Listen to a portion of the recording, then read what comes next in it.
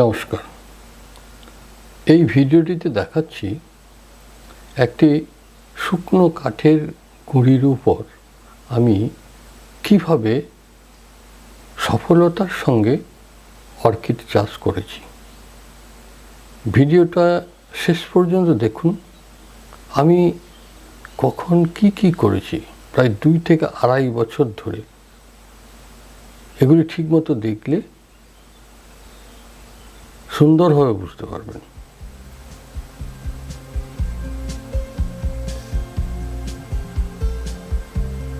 এখানে যে কাজগুলো আমি করেছি সেগুলো দেখেই বুঝতে পারবেন। যেগুলো হয়তো এখানে দেখানো সম্ভব হয়নি সেগুলো আমি মুখে বলে দিচ্ছি যতটা সম্ভব।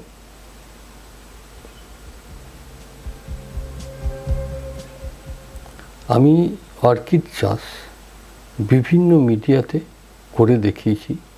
সর্বশেষ সিন্ডার এবং কাঠের বাকল দিয়ে করেছি, এবং ওইটাতে শেকড় পচে গিয়ে গাছ মরার সংখ্যাটা অনেক কমেছে। আবার এই কাঠের উপর যদি করতে পারেন তাহলে শেকড় পচা তো দুরন্ত, একটা গাছ মারা যাবে না।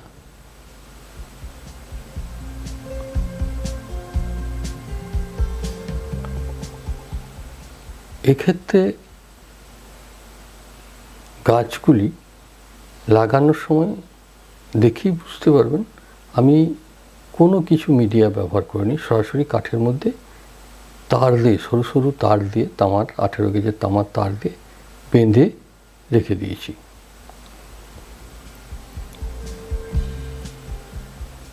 কেবল একটা জিনিস লক্ষ্য রাখবেন, প্রতিদিন যেন এর শেকড় এবং পাতার মধ্যে একবার করে জল দেওয়া হয়। আপনার যদি কোনো স্প্রে থাকে, হ্যান্ড স্প্রে হোক বা পাম্প করা স্প্রে হোক, স্প্রে করে যদি দিতে পারেন সব থেকে ভালো।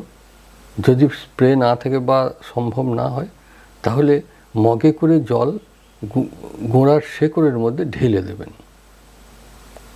এখানে দেখছেন কয়েকটা নারকেলের ওই মালাটাকে বের করে নিয়ে ছোবাটা গোল করে বেঁধে তার মধ্যে কয়েকটা ডেনড্রোবিয়ান অর্কিড লাগিয়েছিলাম। তবে পরবর্তীকালে মানে খুব ঘন হয়ে যাওয়ার কারণে, বা ডেনড্রোবিয়াম তো একটু লম্বা হয়, তাই এই গাছগুলোকে তুলে দিয়েছিলাম। যাই হোক, দেখতে থাকুন, দেখলে বুঝতে পারবেন। যেটা বলছিলাম, এরা ন্যাচারালি গাছের মধ্যেই গ্রো হয়। অনেকেই জানেন যে এরা গাছের বাকলের উপর লেপ্টে থাকে।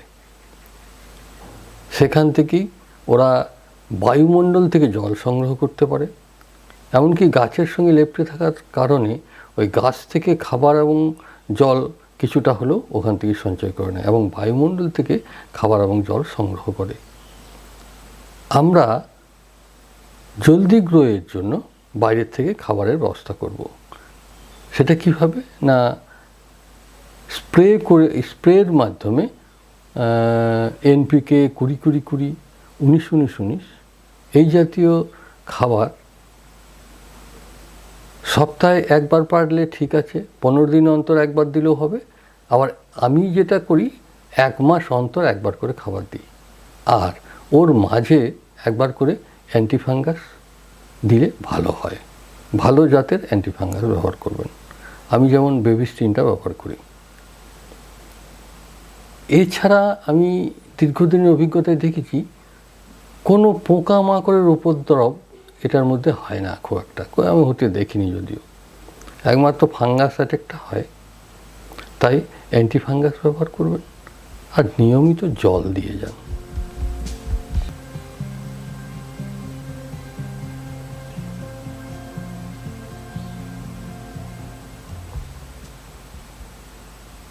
এইরকম কাঠের গুঁড়ি না থাকলে আপনারা সমিল থেকে ছোট ছোট কাঠের টুকরো বাকল সহ কিনে আনবেন এবং সেই বাকলের উপরে প্রথমে তার দিয়ে, যে কোনো তামার, লোহা ব্যবহার করেন না, মরচে পড়ে নষ্ট হয়ে যাবে, তামা, অ্যালুমিনিয়াম জাতীয় তার দিয়ে বেঁধে দেবেন। বা ছোট পেরেক গেঁদেও ওই পেরেকের সঙ্গে বেঁধে দেওয়া যায়। গাছে পেরেক দেবেন না কিন্তু। তারপর দেখবেন শেকড়গুলো আস্তে আস্তে ওই গাছটাকে মানে কীভাবে আঁটো সাঁটো করে ধরে নিচ্ছে। আমি এখানে সম্ভব হলে একটু আধটু দেখিয়ে দেবো। এগুলো হচ্ছে ডেন্ড্রোবিয়াম। তাই পরবর্তীকালে ডেন্ড্রোবিয়ামগুলো খুলে দিয়েছিলাম, তুলে নিয়েছিলাম। এখন দেখছেন গাছের বাকল ব্যবহার করছি, আর নিচেতে নামা রয়েছে এগুলো সিন্ডার। এখন এছাড়া আমি আর কিছুই দিই না, মাটি একদম ব্যবহার করি না, বা ইটের টুকরো, যেগুলো জল ধরে রাখে সেই সমস্ত জিনিস ব্যবহার না করাই শ্রেয়। যদি টবে করেন তাহলে গাছের বাকল এবং সিন্ডার শুধু। গাছের বাকল যদিও একটু জল ধরে রাখে, কিন্তু গাছের বাকল থেকে ওরা খাবারও সংগ্রহ করে, তাই অল্প হলেও গাছের বাকল আমি দিয়ে থাকি।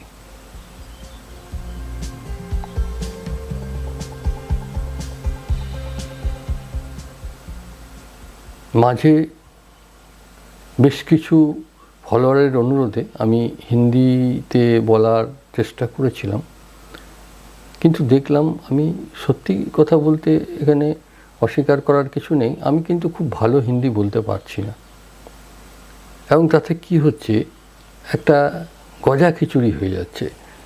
কিছু মানে হিন্দিভাষী যারা তারাও ভালো করে বুঝতে পারছে না, বাংলাভাষী তারা তো পারছেই না। তাহলে আমি যে আশাটা করেছিলাম যে কিছু মানুষের উপকার হবে, কার্যক্ষেত্রে দেখলাম সেটা হচ্ছে না। তাই আমি পুনরায় বাংলাতে বলছি আর কি। দেখছেন এভাবে স্প্রে করে গোড়া শেকড় গাছের উপর দিয়ে দিতে পারেন। আবার এর মাধ্যমেতেও আপনি খাবারও দিতে পারেন। তবে 7 দিন পর পর, মানে তার থেকে ঘন করে দেবেন না, কারণ সব কিছু লিমিট রাখা দরকার। এখন গাছের যদি খুব গ্রোথ চান, সরাসরি নাইট্রোজেন, লিকুইড নাইট্রোজেন পাওয়া যায়। তবে ফুল ফলের গাছে লিকুইড নাইট্রোজেন বা যে কোনো নাইট্রোজেন সরাসরি ব্যবহার না করাই ভালো। কারণ কি, নাইট্রোজেন ব্যবহার করলে গাছের গ্রোথ খুব হয়ে যাবে এবং ফুল ফল কিছুই হবে না। এগুলো হচ্ছে ফেলোনোপসিস। আমার ফুল ধরেছে লাস্টের দিকে। আমার এখানে এইগুলো প্রথম দেখছেন রুটসগুলো কীভাবে বেরোচ্ছে। 2-2.5 বছর হয়ে গেল শুরু করেছি। এগুলো গ্রো করছিল, দেখছেন শেকড় বেরোচ্ছে, কিন্তু পরবর্তীকালে এগুলো খুলে দিয়েছিলাম। যাই হোক,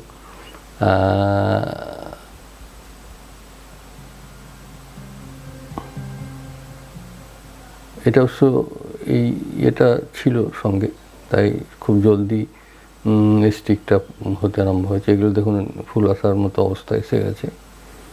গোড়াতেও দেখুন 2-1টা গজি বেরোচ্ছে।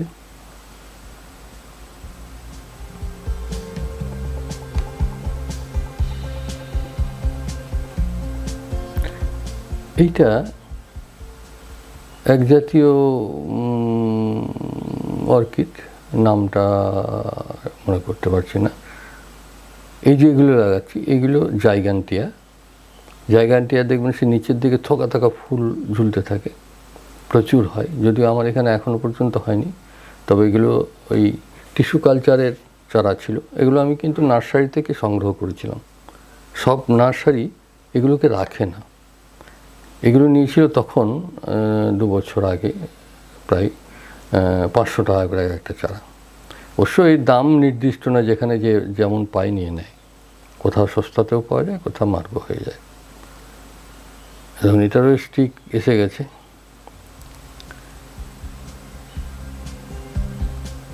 জাইগান্টিয়া এর অনেকগুলো ভ্যারাইটি আছে। ভ্যারাইটি বলতে কালার অনুযায়ী, এটা হোয়াইট, রেড আছে, পিঙ্ক আছে, ইয়েলো আছে, মাল্টি কালার আছে, অনেকগুলো। গাছগুলো গ্রোথ শুরু হয়ে গেছে আর কি। একদম রুটস কীভাবে আসছে, এই মানে গতবারে কিছু ফুল এসেছিল কিন্তু খুব কম, এবং এইবার প্রচুর ফুল আসাটা এইবার প্রথম। এখানে 2টো কালারের ফেলোনোপসিস।